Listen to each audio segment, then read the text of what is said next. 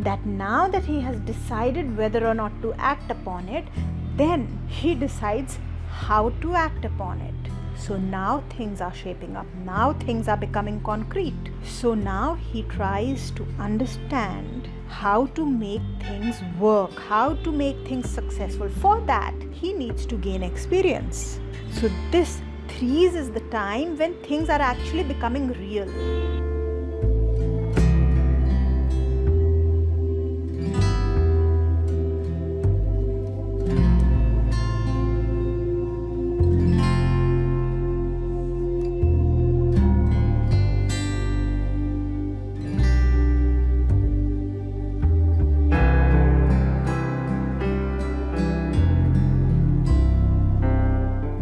Om friends, and I welcome you back to our channel Zazen Tarot Space. Friends, continuing with the number series where we had understood the significance of the aces and the aces reversed, and then we had understood the significance of the twos and the twos reversed. Today it is time to understand the significance of the threes in the tarot deck.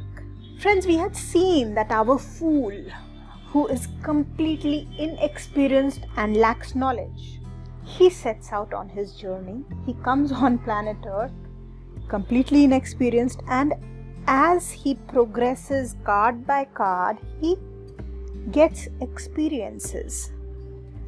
So in the aces, our Fool was presented with new offers, each suit presenting with a new offer belonging to the area of that suit. We had understood that the key word of aces is seed, a new beginning, a new offer. Now, in that new offer, the Fool had no contribution. It is about the circumstances. You present someone with a new offer, the person is not contributing in any way. But in the twos, when the Fool tried to take a decision, he learned about decision making. He also realized that it is not so easy to take a decision. Why did he need to take a decision? Because either when he was given the ace, he had to decide whether or not to accept the ace. That means he was given a seed or a new offer, a new possibility. Does he want to accept it or reject it? That is one possibility of a decision. The other possibility is that where he was given one possibility, now he has two possibilities or more possibilities, and he has to choose one from them.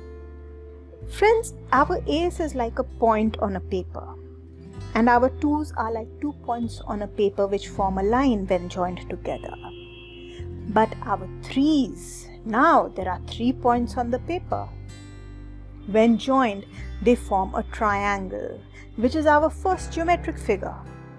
With 1 point or 2 points, we cannot form a geometric figure. This is an important point. Why so? Because in the aces, there was no real action. In the twos, the Fool was still in the process of deciding whether or not he wanted to accept the offer, whether or not he wanted to develop the offer.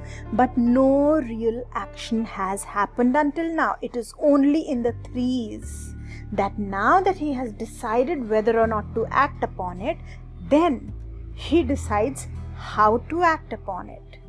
So now things are shaping up. Now things are becoming concrete. So when he has decided that, okay, now this is the situation and this is my decision. Now that he has taken a decision, now in the threes, for the first time, he will actually take concrete action. That action could either be mental, intellectual, thought related, emotional, action oriented. It could be any kind of or a mixture of all these kinds of actions.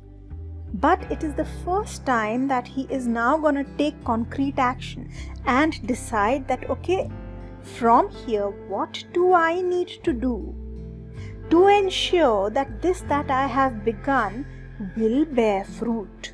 It will be successful. So now he tries to understand how to make things work, how to make things successful. For that, he needs to gain experience. So this threes is the time when things are actually becoming real. Threes is the time when he is actually gaining experience on how to materialize things in the material world or in the real world. Friends, the keywords for aces where it was seed, the keyword for twos were decision, the keyword for threes is triangle. When the triangle is positive, it is very supportive. It is a strong geometric figure, one of the strongest. The moment it becomes negative, it has sharp edges. It can wedge, it can be divisive, it can divide, it can separate, and it can split. So we will see both these shades in our threes. Let us take a quick overview of each of the threes. There are 4 threes in our tarot deck, one of each suit. Let us take a quick overview, and then we will go into details in the individual videos on each of the threes. We will see what exactly each of the threes has on the card, what it means, why it means what it means, and how to memorize what it means. We'll hear the story so that it is simpler to remember. The first card is the Three of Wands. Here, it is about multiple things again. First, exploring the unknown, seeking out things which we have not yet done, not yet explored, we are completely new to, but learning them so that we can expand our horizons also and grow ourselves simultaneously. We are now willing to leave behind us that which we are already familiar with, and it keeps us secure, and we are now willing to go on to a new adventure, try something new. Along with that, the Three of Wands also means having experience, having the foresight because you have the experience, having a vision for your future, being able to plan ahead. Further, since at this stage in the Three of Wands we are talking about experience, the moment you have experience, you are ready and willing to demonstrate leadership. So you can take the lead role, the main role. The Three of Wands is about taking the lead role, taking leadership, showing others the way, showing others the direction, helping your subordinates or other people out. So you are willing to assume a responsible position. You are willing to set an example. You are willing to kind of take the entire group ahead, be a representative, and help the cause of, let's say, work for a larger cause. So all of these things are represented by the Three of Wands. Three of Cups, Ace of Cups, we had seen a new love offer. Two of Cups, we had seen love blossoming, a soul connection, a bonding. In the Three of Cups, now we are talking about 3 people or more than 3 people. It is about friendship. It is about being able to enjoy the company of people. It is about being willing to form a bond, being open towards people, celebrating, feeling happy, feeling on top of the world, and being vulnerable. When you're happy, you're willing to put yourself out there. So you're overflowing with goodness, with happiness, and you found companions. It is not just about 2 or 3 friendships. It could also, this card could also represent the larger group, the larger community, being supportive of each other, or the entire community working towards having a common goal and having a team spirit or uniting with others. It could also be about your neighborhood. This card is also about sharing and having trust and camaraderie. That's a very positive card, friends. And now in the Three of Swords, we see the exact opposite. The sword suit, in any case, is a dreaded suit. And friends, you see, the sword represents, the suit itself represents thought and ideas and intellect, but it is representative of change. And change is always dreaded.